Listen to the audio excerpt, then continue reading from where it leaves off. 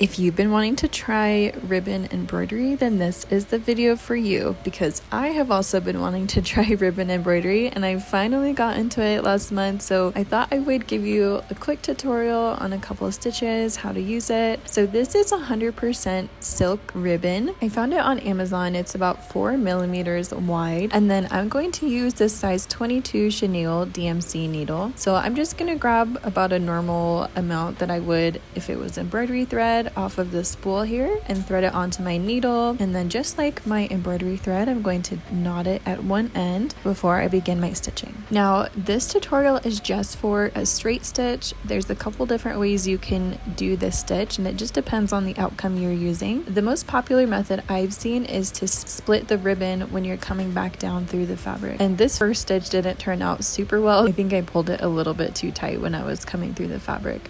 The other way you can use this stitch, you can actually just come back down directly through the fabric without splitting the ribbon. It'll give you a little bit of a different look.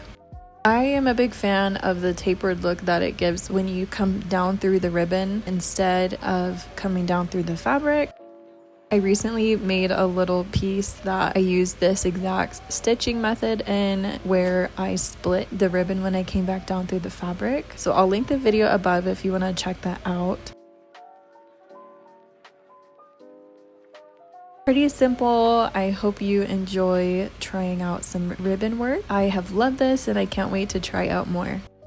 Please like and subscribe to my channel, and I'll see you again next time. Thank you.